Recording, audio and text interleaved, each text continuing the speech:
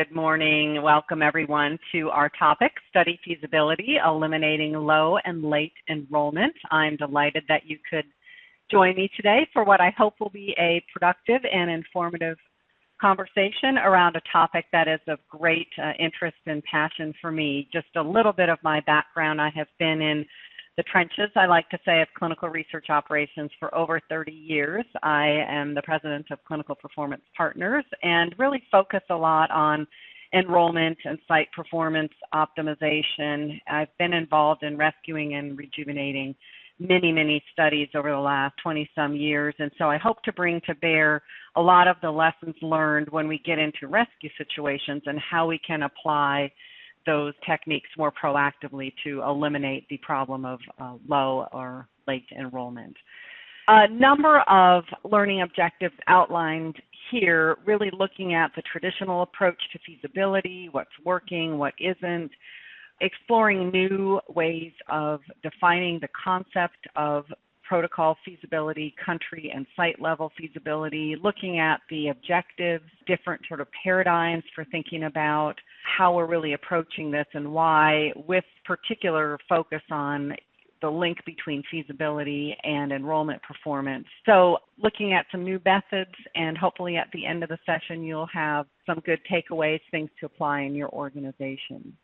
When we use the word feasibility, I like to sort of take a step back and think about what is it that we're really trying to ascertain. And if we look at the dictionary definition of feasibility, we'll look at words like, is something achievable? Is it doable? Is it viable? Is it executable?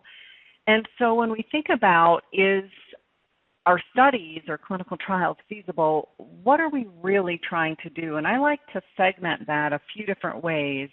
But let me first ask the audience, when you think about feasibility, what's your objective? Are you trying to avoid amendments, optimize country allocation and site selection, predict or accelerate enrollment, achieve deviation-free or on-time enrollment, all of the above, or perhaps something else?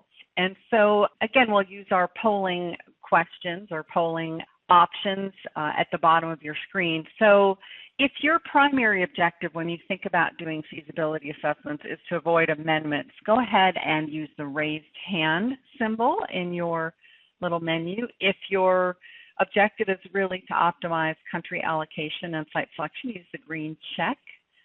If it's to predict or accelerate enrollment, use the red X. If you're focusing on achieving deviation-free, on-time, on-budget results, use the go backwards button, reverse button. If it's all of the above, the fast-forward button, or something else, use the smiley face. So give everyone just a moment to, I know we've got some folks just logging in. So it looks like all of the above is the winner, and really there is no one right answer, of course. But certainly we're trying to accomplish a lot of things, and sometimes we have many objectives, but we approach the feasibility assessment traditionally just with a one-size-fits-all. We think about sending questionnaires, yet our objectives for what we're trying to do may not necessarily be aligned, or let me say that the feasibility questionnaire may not be the best vehicle for getting information to accomplish all of these objectives. And so that's essentially a great way to introduce the fact that I'll be sort of segmenting out feasibility a couple different ways. And again, a focus on the link between feasibility and enrollment performance, but certainly the techniques apply to whether we're trying to get more feedback around the protocol itself and so forth. So the next few slides really just recap some data that's been widely published from the Tufts Center for the Study of Drug Development.